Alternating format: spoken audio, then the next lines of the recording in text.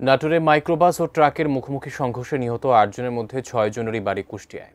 দৌলতপুরে উপজেলার ধর্মদহ গ্রামে দাফন হয়েছে তাদের। গতরাতে মরদেহগুলো গ্রামের বাড়িতে পৌঁছলে শোকের মাতম দেখা দেয় গ্রাম জুড়ে।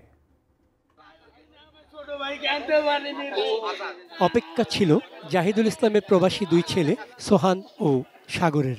মর্মান্তিক সংবাদটি পেয়ে তারা ছুটে এসেছেন দেশে, শেষবারের মতো মা বাবাকে দেখতে। বুধবার রাতে ৬ জনের মরদেহ কুষ্টিয়ার ধর্মদহ গ্রামে পৌঁছলে ঘরে ঘরে আহাজারি পড়ে যায়। শোকে কান্নায় ভারী হয়ে ওঠে পরিবেশ। একসঙ্গে এত মৃত্যু আর দেখেনি এ গ্রামের মানুষ। বিশ্বমানের থার্মিক্স রড, সালাম স্টিল থার্মিক্স, দেশের একমাত্র থার্মিক্স রড।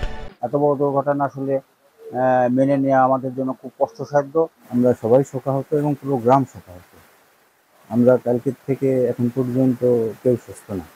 কুষ্টিয়ার দৌলতপুরের ধর্মদহ গ্রামের জাহিদুল ইসলাম পরিবারের সদস্যদের নিয়ে অসুস্থ পুত্রবধূকে দেখতে সিরাজগঞ্জে যাওয়ার পথে বুধবার সকাল 10টার দিকে মর্মান্তিক দুর্ঘটনায় পড়েন। নাটোরের বড়াইগ্রাম উপজেলার আড়াইমারি এলাকার তরমুজ পাম্পের সামনে তাদের মাইক্রোবাসটির সাথে বিপরীত দিক থেকে আসা একটি ট্রাকের সংঘর্ষ হয়। জাহিদুল ইসলাম, তার স্ত্রী সেলিনা খাতুন, শাশুড়ি আঞ্জুমান আরা, শেলিকা সীমা, দুই বোন রওশন আরা আক্তার ইতি ও আনোয়ারা খাতুন এবং ভাবি আনোয়ারা খাতুন আনুর মৃত্যু হয়। নিহত হন মাইক্রোবাসের চালকও। জাহিদুলের শাশুড়ি আঞ্জুমান আরা ও শেলিকা সীমা মেহেরপুরের গাংনী উপজেলার বাসিন্দা।